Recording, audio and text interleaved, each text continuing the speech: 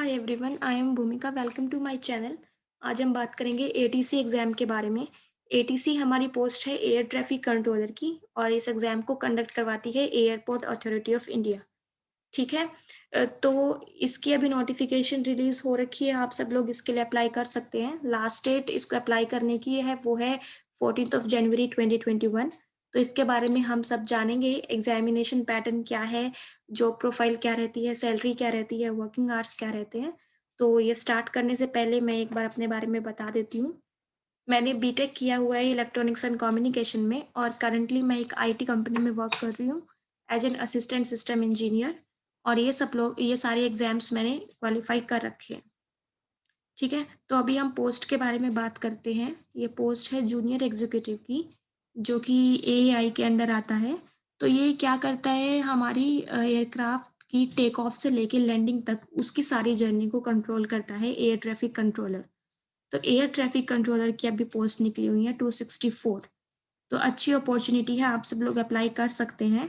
अगर आप एक ग्रेजुएट हैं, बीएससी या बीटेक आपने किया हुआ है और आपके किसी भी सेमेस्टर में फिजिक्स या मैथ्स आपने पढ़ा हुआ है तो।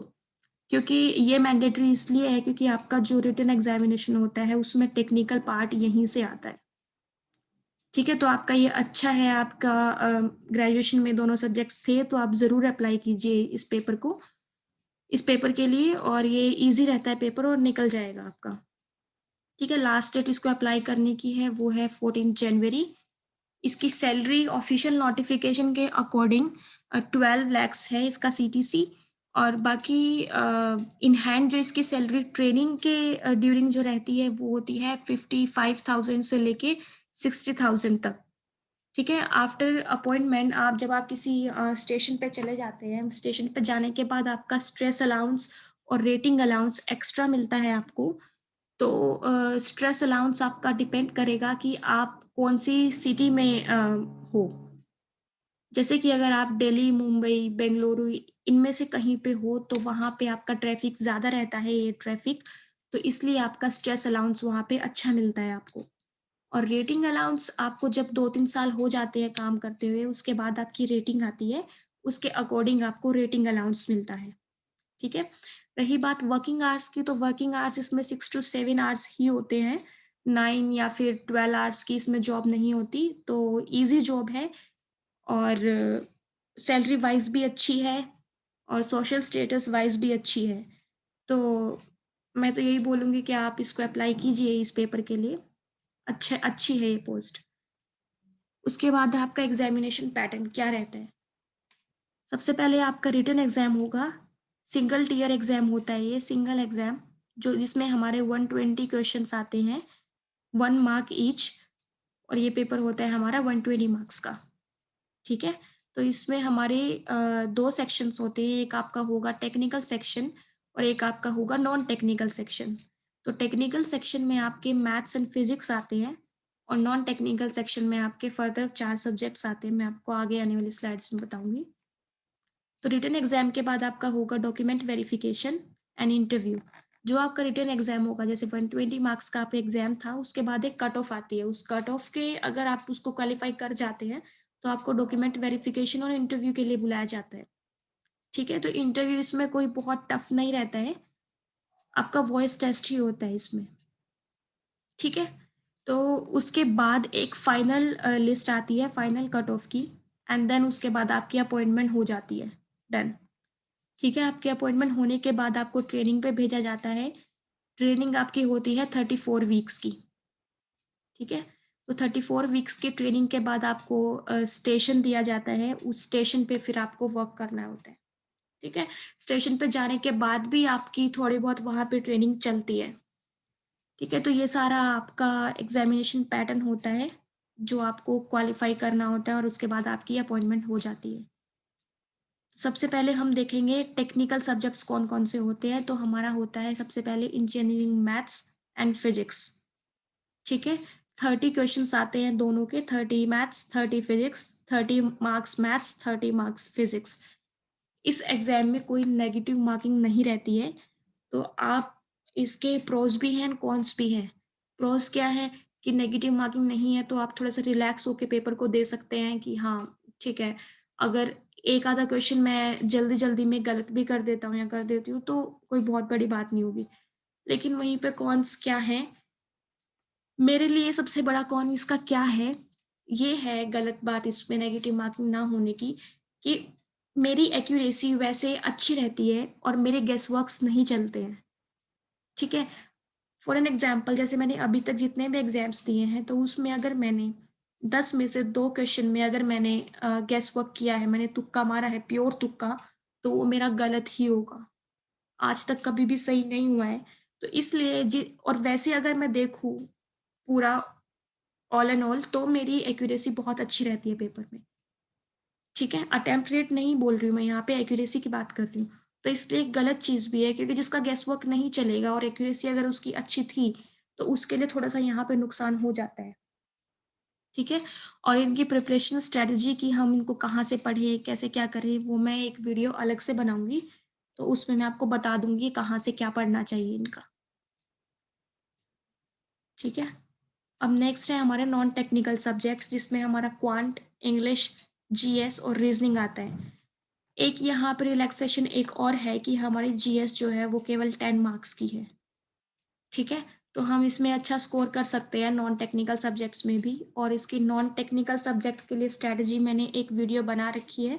मेरी फर्स्ट वीडियो आईबीएसीआईओ की जो थी, उसमें मैंने सब बता रखा है कि ये कहाँ से पढ़ना चाहिए, कैसे इसकी तैयारी करनी चाहिए, किस सब्जेक्ट को कितना टाइम देना चाहिए, तो आप वो वहाँ से देख सकते हैं। फिर भी अगर आपको कोई डाउट्स हो तो आप कमेंट सेक्शन में मुझसे पूछ सकते हैं। I will be happy to answer. ठीक है? इसके बाद हमारा होता है वॉइस टेस्ट।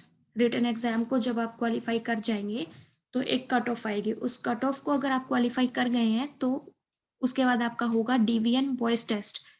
तो ये वॉइस टेस्ट क्वालीफ़ाइंग नेचर का होता है, इसके कोई भी मार्क्स नहीं रहते हैं। तो इसमें आपकी फ्लुएंसी देखी जाएगी कि आप इंग्लिश बोलने में कितने फ्लुएंट हैं। और ये ऐसे नहीं कि आपको कोई टॉपिक दे देंगे और आपको हाँ, उस पे कोई एसे सुनाना है या फिर कुछ भी बोलना है, नहीं, ऐसा कुछ नहीं होगा। वो आपको एक आर्टिकल लिख के देते हैं, एक ए4 शीट होती है, उस हाफ शीट पे आपको आर्टिकल मिलेगा। वो आर्टिकल जस्ट आपको रीड करना है, तो रीडिंग के ड्यूरिंग आपकी वो फ्लुएंसी एंड स्टैमरिंग दोनों देखेंगे। मतलब कि आप हकला तो नहीं रहे हैं बोलते हुए। तो अगर आप बहुत ज़्यादा परसेंटेज में हकलाते हुए मिलेंगे, तो आपको वो नहीं सेलेक्ट करेंगे।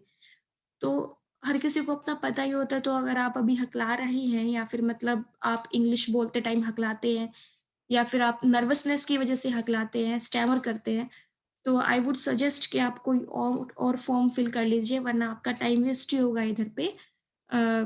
फाइनल जाकर तो आपको वॉइस टेस्ट में वो लोग रिजेक्ट कर ही देंगे। तो बेटर है कि किसी और एग्ज़ाम की तैयारी कीजिए। हर एग्ज़ाम में ऐसे वॉइस टेस्ट नहीं होता है आपका। ठीक है? अदरवाइज़ अगर मतलब ऐसी कोई प्रॉब्लम है, तो आप एआई के अंडर ही एयरपोर्ट ऑपरेशन का होता है एक टेस्ट। उसकी भी नोटिफ़िकेशन अभी आई हुई है, आप वो फ़िल कर सकते हैं, उसमें कोई वॉइस टेस्ट नहीं होता है। ठीक है? इसके बाद हम देखते हैं कट ऑफ। तो ये लास्ट ईयर की कट ऑफ मैंने लिख रखी हैं सारी।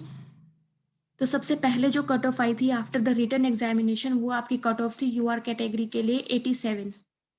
ठीक है? ये जो कट ऑफ है वो है आपकी डॉक्यूमेंट वेरिफिकेशन यानी इंटरव्यू के बाद वाली कट ऑफ। ठीक है? तो ये बढ़ गई है 3 नंबर। तो आप ये मान के चलिए कि इस बार 90 से तो ऊपर ही ऊपर जानी है कट ऑफ, क्योंकि हर एग्ज़ाम में कट ऑफ हर साल हाइक ही होती है, कभी नीचे नहीं जाती है। तो आप उसी अकॉर्डिंग अपनी प्रिपरेशन भी रखिए। और जो जब इसकी फर्स्ट लिस्ट की फाइनल कट ऑफ आई थी, तो वो ये थी। फाइनली 2 महीने बाद इसकी सेकंड लिस्ट आई थी। जैसे कुछ लोग होते हैं कि छोड़ के चले जाते हैं या फिर उनको और अच्छी जॉब मिल जाती है इसलिए छोड़ देते हैं, या फिर किसी भी रीज़न से वो नहीं कर पाते हैं जॉइन। तो इसलिए सेकंड लिस्ट आती है यहाँ पे बैकलॉग ना रखने के लिए। तो उस सेकंड लिस्ट की जो कट ऑफ थी वो भी बहुत ज़्यादा कम नहीं थी, वो भी 89 मार्क्स थी यूआर कैटेगरी के लिए। तो अकॉर्डिंगली आप इन सब कैटेगरीज़ का भी अंदाज़ा लगा सकते हैं कितनी रही होगी। तो आई होप जो भी एग्ज़ाम को फ़िल करे, अगर आप अच्छे से तैयारी कर रहे हैं तो आपका पास हो जाए। तो अकॉर्डिंगली आप पढ़िएगा, कट ऑफ को ध्यान में रखते हुए, क्योंकि 90-95 मार्क्स लेके आना 120 में से एक हार्ड टास्क तो है, लेकिन वही है कि इम्पॉसिबल नहीं है।